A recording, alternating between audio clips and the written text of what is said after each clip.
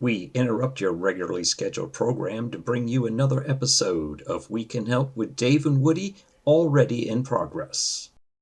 So you never change your clocks. You leave them on standard No, time we year have round? two clocks. That's what we did. Two analog clocks. With the digital, like the phones, our Right. TV, all that stuff changes, but we have two analog clocks. And then, so one part of the daylight savings, whatever that is, I say one of them's on God's time, and the other one's daylight savings. I guess. What are we on now? God's time? No, we're on. Well, if you consider standard gods, no, we just left standard. Standard's the small one during Christmas, basically. Whatever it is, we just move from one part of the house to the next. So right now we're in the family room watching TV. So But when you move into a home, you dictate which part of the house is daylight savings and which part of the house is standard. well, we try for the southern exposure. Okay. For the for the one that gets dark at night faster. So we Like a feng shui move. Now I can't say who yeah, can't the buy southern this house. exposure is the one where it gets dark earlier. Then we can, once the sun stays up longer, we move to the other part of the house. Interesting. Saves a lot of time and energy. I ain't got to change the dang clocks. At least once a year. We used to have a mobile home and we just spin the house around, but oh, nice. I'm suffering this year. I'm getting old, man. That's not a bad idea, by the way. No, it's not. Well, I got a little tease when you said that you may be late. I'm like, I'm gonna have a damn cigar, but then I got scared. So, I said a few minutes late. I didn't say, would you take 3 hours to smoke your cigar? Yeah, that's why I can't start. And I got stuff to do tonight. Damn it. I got to get stuff done for my Republican Men's Club. The cult. Yeah, the party wants us to register everybody, and it's just too much. Like we just so they can get a mailing list going, right? Essentially, yeah, just for money or something. That's what a mailing list is for. Yeah. Anyway, so that's happening. I did this thing today. I had a half a day. I had a half a day of school. Oh. And so I'm you've heard me talking about being a chairman of the board for the clothes closet and food pantry. And so there's an organization here called the Reinhold Foundation, I think it's called.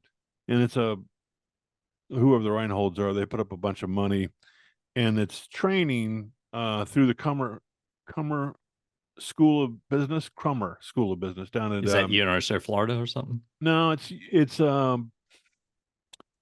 Rollins College. Oh, okay. And so they put together these workshops for non-for-profit board members, chairmans and finance and so forth. And so it's the Reinhold Foundation's way of helping non-for-profits by training up people to be better at it, I guess. Anyway, so today was the end of the season, and I went to one about storytelling. And I thought we should maybe have a meeting offline sometime and kind of review part of the text today that we went through the lesson planning. But by the way, you sent me pictures from that, right? Yeah, it was just a document that I was somewhere. Do the people have no issue with you putting your camera up, taking pictures of them while they're walking around? I thought about that. I'm like, so you're the one in the crowd flipping pictures. So here's what happened. We'll get past this important stuff, but what happened was I got there. It started. I had a breakfast at 8:15. Well, the traffic from where I live to where it is, it's longer than you think. So I got there right at 8:30, and so it's at the Holiday Inn. What do you call the one? Holiday Inn Hotel. It's Holiday Inn Express. Yeah, Holiday Inn Express there in Orange Park. And so I walk in, and the guy sees my badge. He goes, "Oh, Mr. Theus." I'm like, "Hey, how's it going?" And he goes, "Can I get you some breakfast?" And I said, "No, I'm late, aren't I?" And he goes, "Well, they just started." He goes, "How about if I fix you up a plate and I'll bring it into you?" And I'm like, "Okay." And so I said, "Just give me some scrambled eggs and some bacon, no biscuit. I look like a pig anyway." So I go in there, I open the door, and it's like, "Hey, Dave." So it's like old homecoming. Some of my clients were there. Oh, okay. The ladies that the picture was taken were some of my friends there. And so I waved at the lady at the front, said, "Sorry, sorry I'm late." And then the other lady got my name badge. I didn't want to walk in front of the speaker.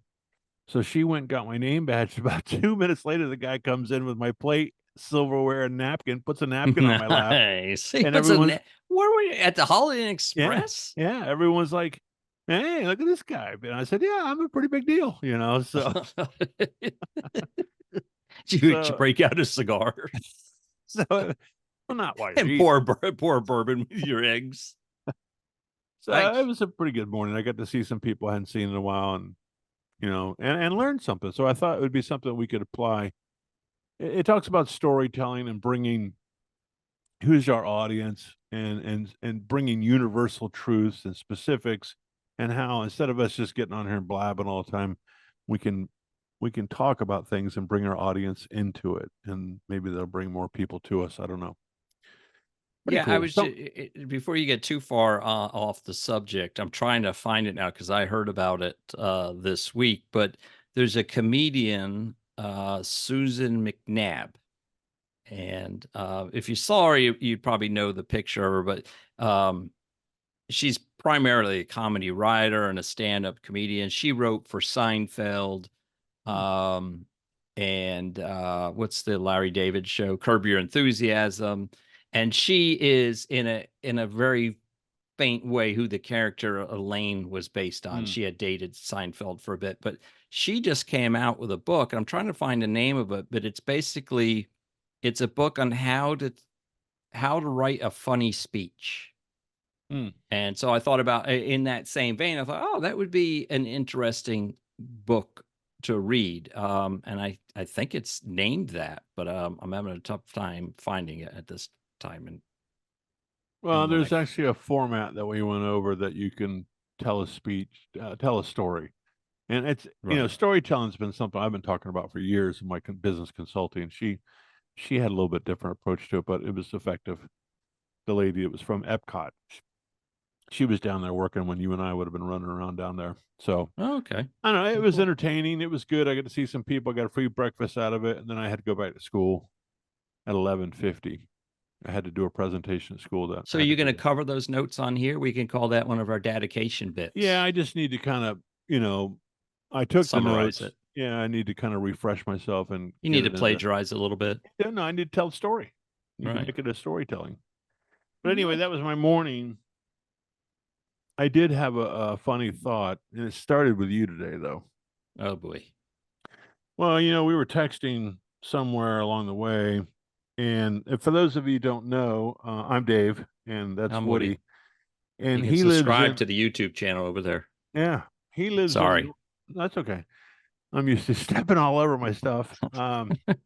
He lives in North Carolina, and I live in Florida, and because of the magic of technology, we're able to sit shoulder to shoulder, if you will, and continue this dialogue on a once a weekly basis. So anyway, so he started texting me. I don't know who started first. I guess it was me that started first. Anyway, so what I was thinking is, what if you initiated from this point forward, anytime someone sent you a text, you responded very sarcastically, but you had to not so obvious. Like, so hang on a second. You sure this was me you were texting with? Yeah, it just dawned on me. So I got a phishing text. Did you see that? I got a text that says, "Hey, guess who I am?" Oh yeah, you were talking about it on, I thought we talked about it on here. No. So Anyhow, anyway, so then I responded to Woody again. I said 7 p.m. question mark. He said, "Sure, maybe a little later.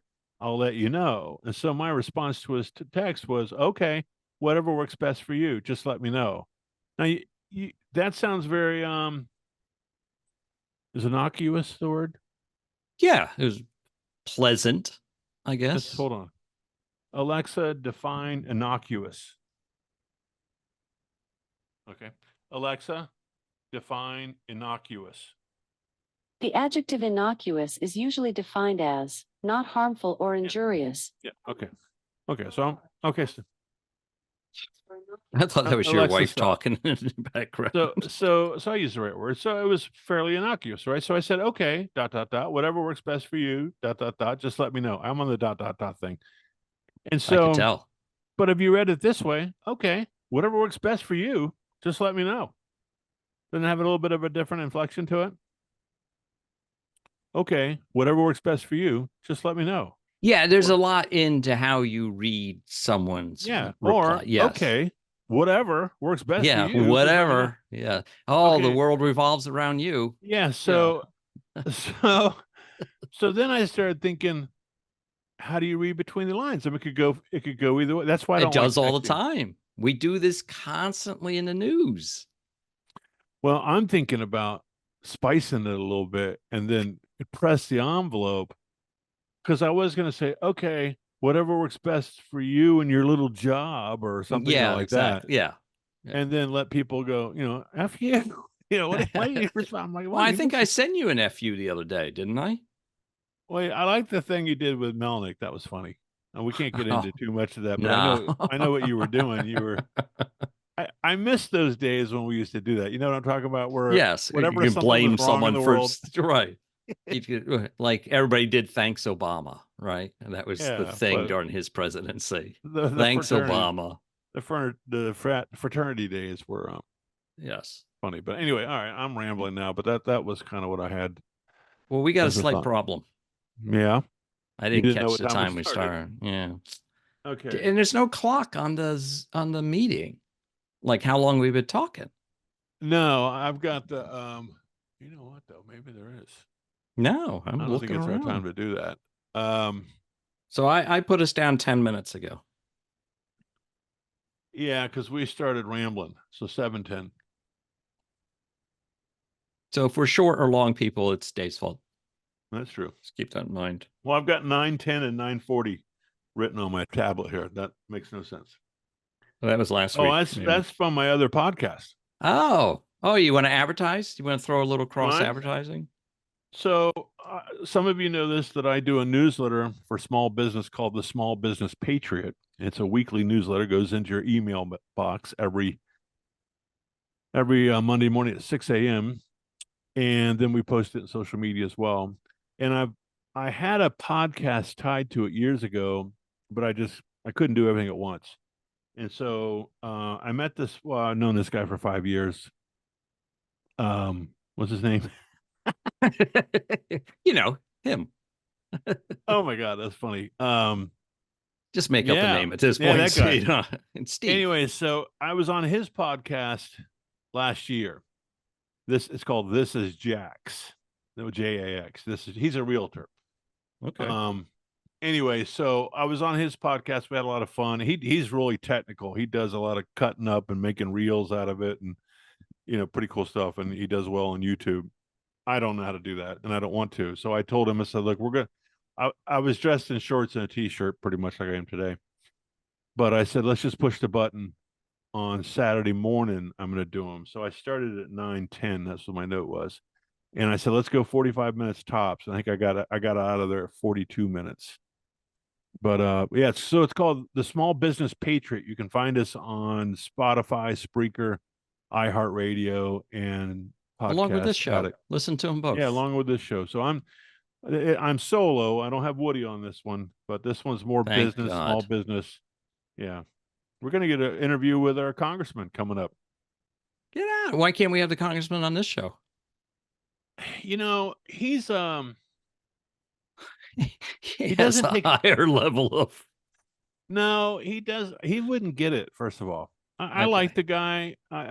State or federal? No, federal. He's doing a Okay. hell of a job. But he doesn't. I took a stab at him one time at one of our meetings. I poked at him, and he didn't like it. He didn't get Okay. it.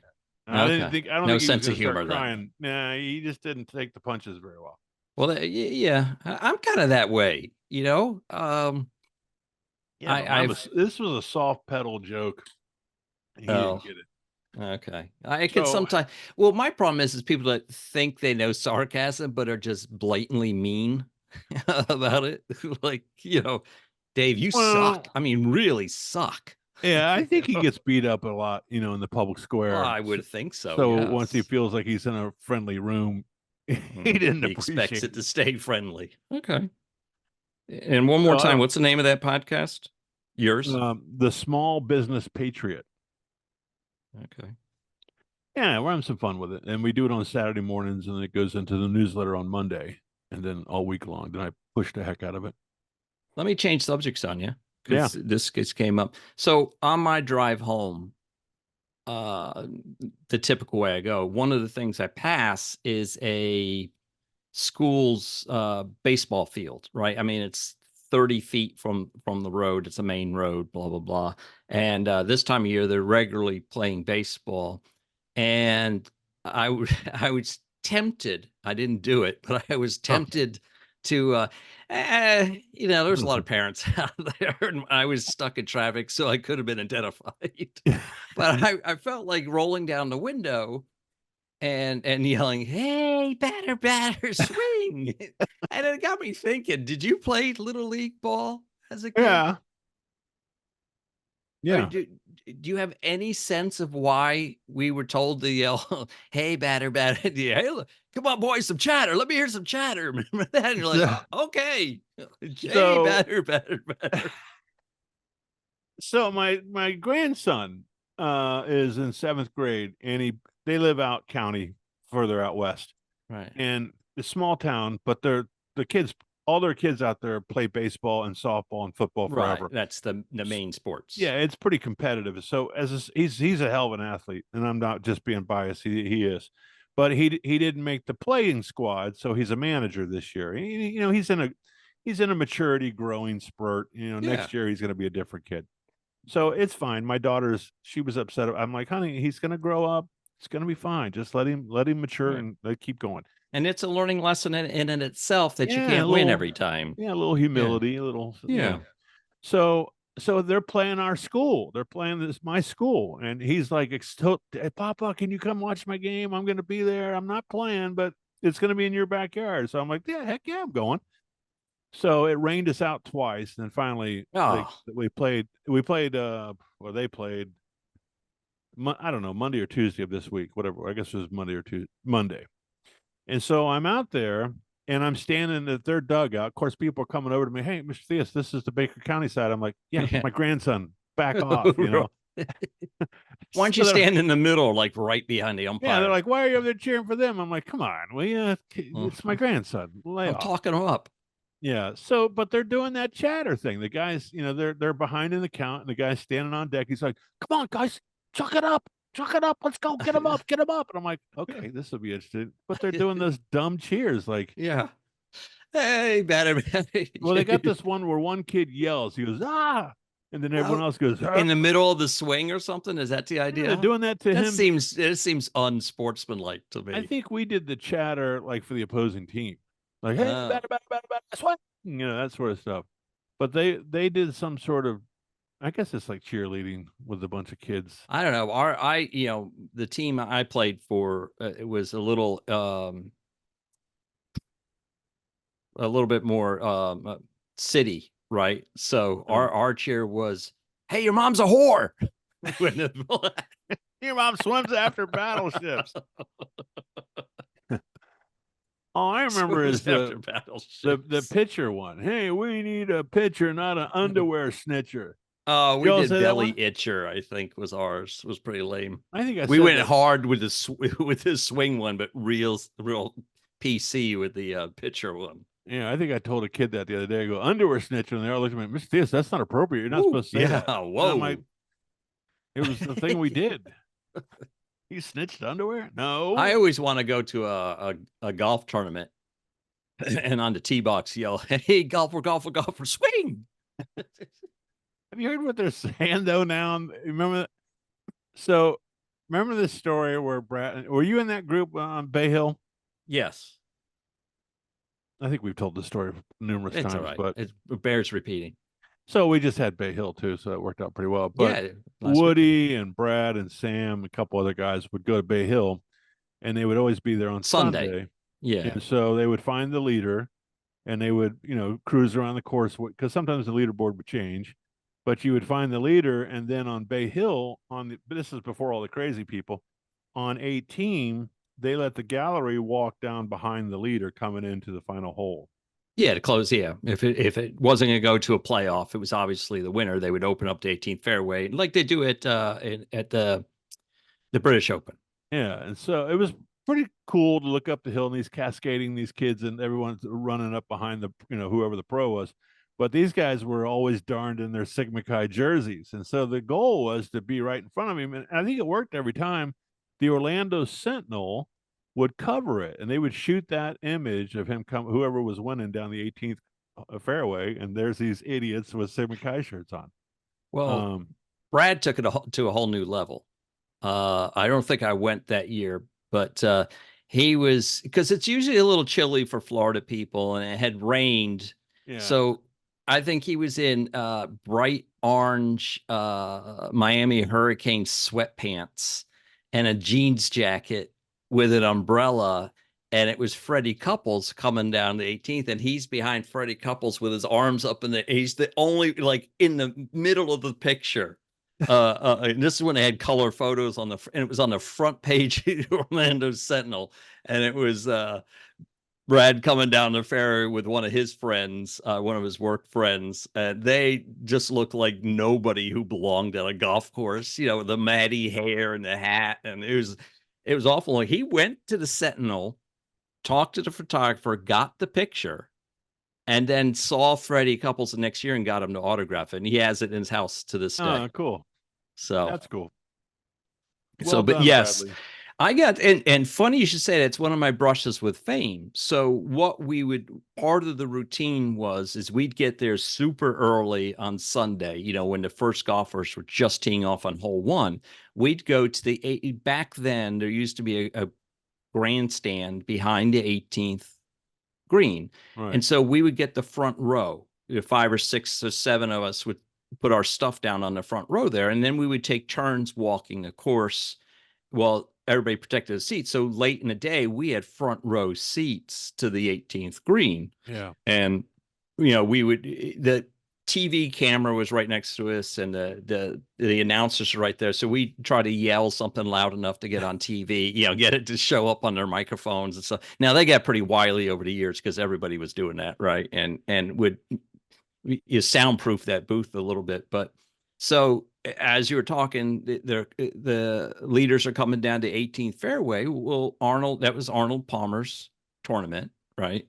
Yeah. So he wandered out between the grandstand and the TV booth and was standing like 5 feet in front of me. And by this time, the last group was up and around the green, kind of chipping on. And so he's Arnold Palmer sitting 5 feet in front of me watching the golf tournament. I'm like, Arnie. I'm trying to get his attention. Arnie, like that. And eventually he turns around. He's so nuts. And this is just epitome of how nice he was. He turns around and he goes, shh, I'm playing golf. So I got shushed by Arnold Palmer. Is my claim to fame at the Bay Hill Golf Tournament. So, yeah. I told him my daughter played at his course that he grew up on. He played at Yeah. What's that called? Oh God, the Pennzoil one. Oh, I should be rotting in. Yes, you should. Alexa, Arnold Palmer's childhood home golf course. I'm not quite sure how to help you with that. It's something Hill, right? No. Oh, that's Bay Hill. Duh. Crap. Oh, gosh. Where did Arnold Palmer grow up? Alexa, where did Arnold Palmer play golf as a child? From uso.org. He learned to play golf when he was 4 years old in his hometown of Latrobe, Pennsylvania. There you go. Latrobe. Jeez. I should be lashed with a noodle. Anyway, so I told this story before, but she called me up. They were in a tournament up there when she was playing in college, and she said, "Dad, guess where I'm at?" And I'm like, "Oh God, I don't know. Where are you?" In jail. She goes, "I'm playing Latrobe today," and I'm like, "Oh." I said, "So what's it like?" She goes, "It's a goat ranch." And I said, "Are you serious?" Oh yeah. And she goes, "Yeah, it's not that great." Of course, she's from Florida. Where every course there's like 10 courses in our backyard. Yeah. And I said, "Listen, God walked on that course." And she goes, "I'm standing right next to the tractor."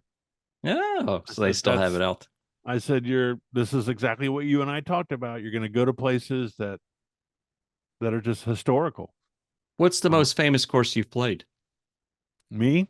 Yeah. Number 2, probably at Pinehurst. Oh, you really? You did? Okay. Yeah. I played that. Well, I played a number of them, not very well. I've never had a good round. What's in it? Yeah, I've played number 2 twice now. First time ever with a caddy. That's an experience in itself. But We may have talked about it on the show, actually. I'm not Yeah, sure. I think so. But I've that played was Sawgrass in Yeah. your neck of the woods. I parred number 17. It's probably played. Yeah, we did one something. shot on and par. Yeah, yep, one shot on and Wow. par. So, but you got to remember for amateurs, even if you're playing the blues, it's It's not the drop zone. Yeah, basically it's a drop zone for the pros is what it is. They move you Yeah. over to the side, but it's still over water. You still have that anxiety. You're yeah. riddled with And anxiety it still about it. rolls off the back. Yeah. Yeah, and so I hit one. All I did was aim for the middle, and I think it played 115 yards. So that tells you what it does for the amateurs, right? And I Yeah. think the pros played at 150. It's short for them as well, but they're more directly over the water than you are. I mean, Yeah, their carry is like yeah, if you 140 of it over the water. right, you're like 70 yards carry maybe is about it. So yeah, it's like a pitch and putt from there, but still the act. So I played Pebble Beach. Oh wow. Yeah, and that was before it got expensive. Did Clint Eastwood own it by then? No, it was still owned. It didn't sell Japanese. because it's owned by an Asian firm now, as is half of California. But I can't remember. But we did a deal where we stayed at Spyglass, and if you stayed, you could make a tee time early enough, and the green fees were, I think we paid $200 to play. Now you can't see shy of 1,000 to get on that course. So even if you can get on, it's a public course still, but I played golf in Phoenix, Arizona, right next to the Biltmore Hotel. Oh, you say right next to where the Phoenix Opens played. I'm like, all No, right. well, I don't know what course that is now that I say that, but it was September, and I kid you not, it was 130 degrees or something at Oh 9 o'clock in the God. morning. And I said, no, I'm not doing this. Yeah. That could be a famous course. I did have no idea what it was, but that was the Biltmore Hotel in Phoenix. Yeah, but Pinehurst was pretty cool. Yeah, I was never really into golf that much. I played later in years, I guess from college on, but I had buddies that just loved it and worshiped it. I always Yeah. thought it was a waste of time. I love it. But then once I played it, I was like, oh my God, this is so cool. Yeah, you get to spend 4 hours typically with your friends, and in the outdoors. No, it's good. It's all good. So, But and there is a little bit of exercise. well, I get to have a cigar and Oh, you're that guy. Oh yeah. So, have I told you my Wayne Cashman story before? Yeah. Yeah, he was you know who Wayne Cashman is? Hockey. Yeah, yeah. So we got paired up with him, unknowing it was Wayne Cashman, and he I rolled wouldn't up. know. He rolled up to the first tee and just smoking the nastiest cigar I've ever smelled. And I wasn't playing well anyhow, but that's typical for me. But about the third hole or so, I'm like, I leaned to my cart partner and I'm like, dude, I've got to ask this guy to stop smoking his cigar. It's just, it was making me vomit The almost. big It was, turd he was smoking. yeah, it was awful. And so about the fourth hole, my cart partner's like, hey, wait a second. He goes, that guy, he said his name was Wayne, right? And I said, yeah. And he goes, he's wearing Tampa Bay Lightning shorts. And I said, oh, okay. What's that mean? He goes, no, I swear that's Wayne Cashman, who's, on the Stanley Cup for the Bruins and all that stuff. So on the tee box, I'm like, hey, your name doesn't happen to be on the Stanley Cup. He goes, sure enough. And so I got after a tee, I came out. I said, I can't tell him to stop smoking a cigar. No, you cannot. The guy's on the Stanley Cup. I put up with that ratty ass. That's right. Smell the rest of the day. You're walking. I don't know how to describe that. I'm not a hockey fan, but if your name's on the cup, yeah. Back in the days when you had, no face masks, Yeah. all that stuff. When He's it was missing rough teeth. and tumble. Yes, he was on the Bruins at the time when he played. So did you see the footage? Was it the Bruins this past week? They had a big brouhaha. No, it was an old thing I was watching on Facebook. It had to have been. Okay. Yeah. Where they went up into the stands and they were yes, crap out of that the was a people long in the time stands. ago. Yeah, it was a whole time ago. They'd be getting sued today. Oh, they did. Yeah, they It's came happened to off the ice basketball. and they were like, okay, yeah, we're taking Yeah. this in the stand. They're just pile driving people in the stands. Hey, people don't realize they can get over that glass. They're athletes. You know? Yeah. That happened in basketball, what, about 25 years ago? Latrell I'd let one of those Sprewell. guys punch me and knock me to the ground Well, too. I I'd think be like, that's what happened. I think here's my attorney's card right here. We'll be Yeah. in touch. you're wearing your name on your sweatshirt, so there's no that's me. In the camera view, they're like, "Can we tell that's Dave Theus?" Yeah, that's my name Yeah, on the that's back good. of it. Here, hit me again, please. Yeah, I would go down like a box of rocks. I mean, it was definitely the fans' fault. I mean, why, they raged up there, but yes, you're I don't right. know. That was I'm crazy. sure because I think he threw a beer at the player while he was sitting on the bench is what happened. That would start it. Yeah. And, they're not thinking too smartly about that. So Clearly wasn't his brand. yeah. You got anything else tonight, man? We got 15 minutes. Yeah, I have remember how a couple weeks ago we were talking about Martin Luther King Day, MLK Day, and how we kind of we were old enough to remember when it wasn't an official federal holiday, but it was combined with several different things and it moved around and It moved around. Yeah. Yeah. It wasn't. Yeah. And then we ran across President's Day recently and how it was formulated around Washington's birthday was one part of the week, and the following week was Lincoln's birthday, and then they finally said we should just make it President's Day. So we weren't around for those days. And I think they melded MLK into that as well originally. Into President's Day? Yeah, I think so. I don't know. There was some tie into that. Maybe they made it a 4-day weekend or Well, something. remember his birthday was like on the 15th or something, and they celebrated it then, but then they realized they had, I gotta be careful. They had to make it a Monday. Right. Well, because they want to make federal holidays, give federal employees Mondays off, I guess. I don't know. Right. Anyway, so I was in my guidance counselor's office this past probably 2 weeks. What you do, man? No, I always Did you get in trouble? No, in the morning I get there early. I get there at 8:00. We're supposed to be there at 8:20, and I make my rounds. I get a little cup of coffee made up, and then I go see the ladies. I make my rounds.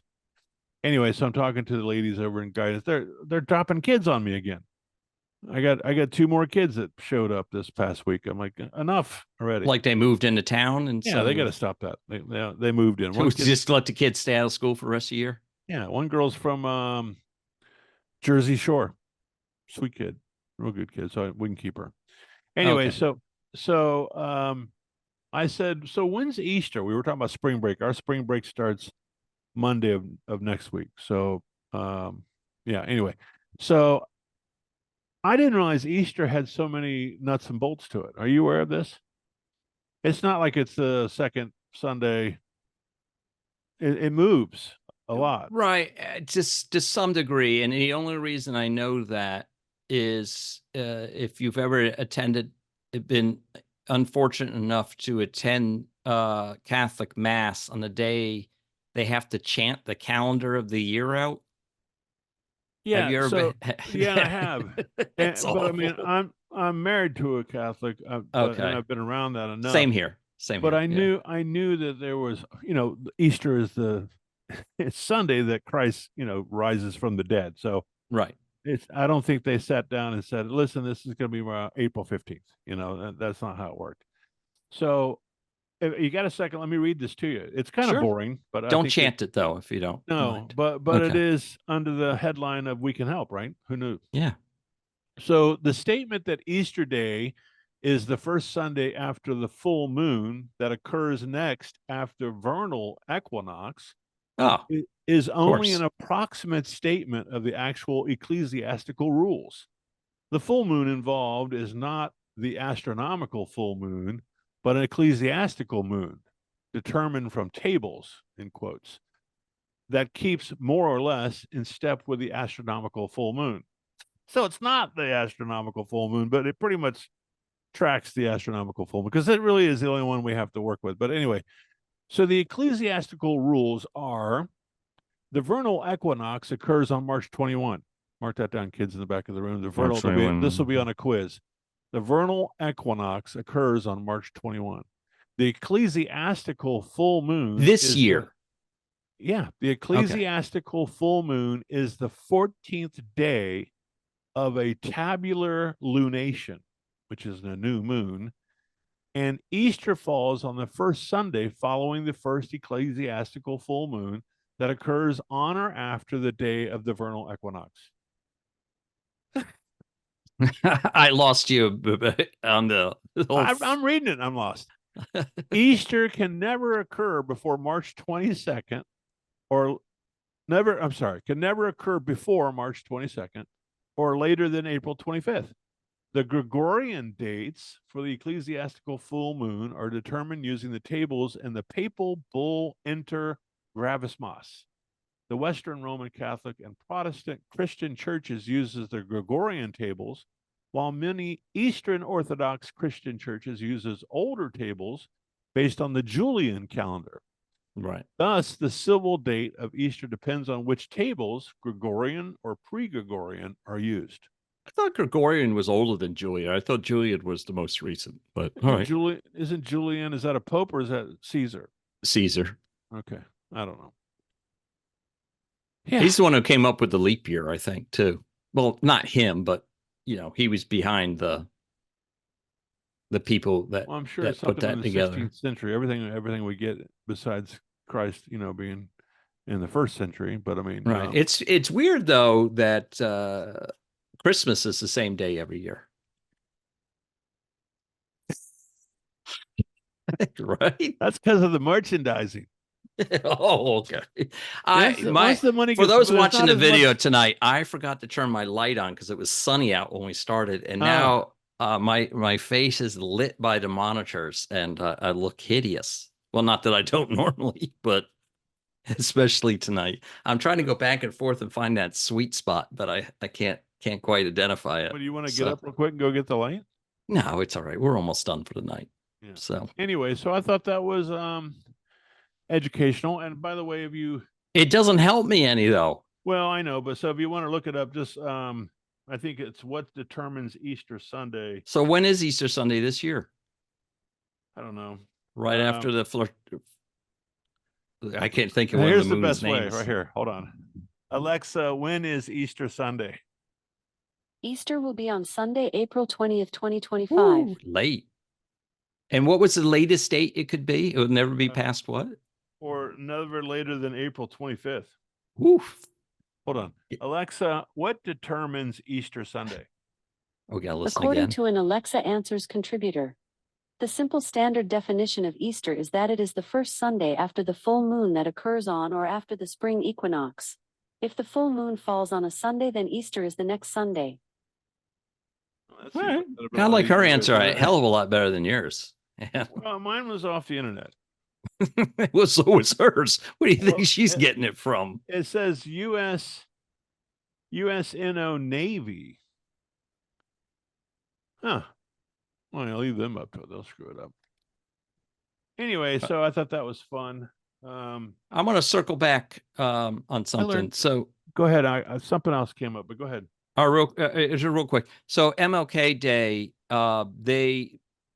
the community established it 4 days after his assassination, but it took 15 years of persistence by civil rights activists for the holiday to be approved by the federal government, President Ronald Reagan, in 1983. And then another 17 years for it to be recognized in all 50 states. So that's probably why we saw different maturations of its timing, depending on what state you were in and what year it was. Yeah. And so forth. So what's that, 10? About So a year 2000, it took till every state recognized it. So, I wonder how late the southern states lagged behind. I mean, not to be don't racial, forget, but, they were, even in Ronald Reagan's time, they were still Democratic, right? I mean, look at Carter from Georgia and stuff coming the out of Southern it. Barely, Democrat. but Yeah. So, man, I hate this when this happens. Something happened to me this week where I was talking to one of my kids, and he or she said something, and I remember blowing up with them. I didn't know that. You just taught Mr. Thea something, and it was a big deal, but I can't remember what it is. So you felt compelled to bring up the fact that you don't remember Well, it? I'm trying to recollect here. Well, how'd the conversation start? What was it about? Pat Kelly, where are you? Weigh in. He doesn't know what the hell you talked to some student about. Well, usually he makes up stuff, and then I kind of think about it, and it comes to me. All right. Well, I I don't was know. buying you Now some I'm time with the wondering- Martin Luther. You want me to go on more about Martin Luther No, King Day? I'm just. I think we got the gist of that. I mean, All right. Well, Um, we're somewhere between right on time and 5 minutes short. well, So I had 7:50, thinking we had 5 minutes to go. okay. What the heck was So it? we can wrap it up if you want. You don't even remember what the conversation started about? Well, I can't remember the context or the. I'll probably when we go to Spaces tonight, I'll probably think of it. Do you remember who the kid was? Can you picture him in your mind? Well, I'm thinking I was sitting in the. Sometimes I roll around in my class to get next to them so I can see what they're doing on their computers, and I was having a conversation. I know I had a conversation with two of our girls, but that was totally different, something else. Oh, if you could only watch the video right now, people, you'd see Dave struggling. Thinking. That's Yeah. why Mr. Woody keeps a notebook and he has his phone with No, notes. I can't in write it. everything down. I'd be wandering around, like that weirdo guy with hey, can I write that down? I gotta write that down. I got one of those guys at school that does that. It's kind of weird. That's what Microsoft OneNote is on your phone. You just use the microphone. Yeah. All right, let's do this. Let's talk up what we're doing. So we're available for you to listen to us on Spotify, Spreaker, iHeartRadio, and Podcast Addict. The iHeartRadio is kind of a cool platform. I think it plays less ads though, so that's really no good for us. And then you can follow us, like and share, and follow us over at YouTube under the same show name. We Can Help with Dave and Woody. Please do that and help us boost our following. Yeah, we need to get our subscriber numbers up somehow. I see the most ridiculous video channels out there with like 200,000 subscriptions. Yeah. I mean, stupid stuff. And that's when we started this idiotic whole show. stuff. The whole premise behind this show was, look, they're no better than us, right? Kind of like Right. George and Seinfeld. They're no better than us. And we have semi-intelligent conversations. They're just stupid stuff. Yeah. And they got people that maybe we're maybe we're a little highbrow. For YouTube. Yeah, I could see that. Did you know on this day Bernie pled guilty? Bernie Sanders? Yeah. No, Bernie Madoff. Oh, today's the 5th year anniversary of COVID. Yeah, there's something to celebrate. In terms of what day? How do you celebrate a certain? I think it's the Chinese launch. I don't know. When they announced it, well, they held it for a couple weeks. Hold on. Alexa, is today the 5th year anniversary for COVID? I'm not quite sure how to help you with that. Yeah, exactly. Alexa, is there an anniversary related to COVID today? I'm not quite sure how to help Yeah, you. I think you're crazy. You're smoking No, they're doing it's grass on in their front yard. Something about COVID. Something. So This is driving me nuts. This kid. Is this the day the bat? What? I'm sorry. What are you doing? Throwing up? I'm trying not to cough into the microphone. Oh, well, cough away. We're human. That's what people do. Is this the day the bat died that had COVID? Yeah, I don't know. Yeah, it's a crazy mess. I wish. All right. I don't know how you stick a holiday. Are we going to go to 8 o'clock to Spaces? Sure. All right, we'll do 10 minutes. And we'll do as long as we need to. I'm doing 10 minutes. We'll see. We'll see. I got places to go. People see things to do. We'll see if maybe 420 will know what my conversation was that I can't remember because he's got some. Very good. All right. I almost pushed the wrong button. All right, we're gonna get out of here. Woody's all choked up. Sorry. See you next time.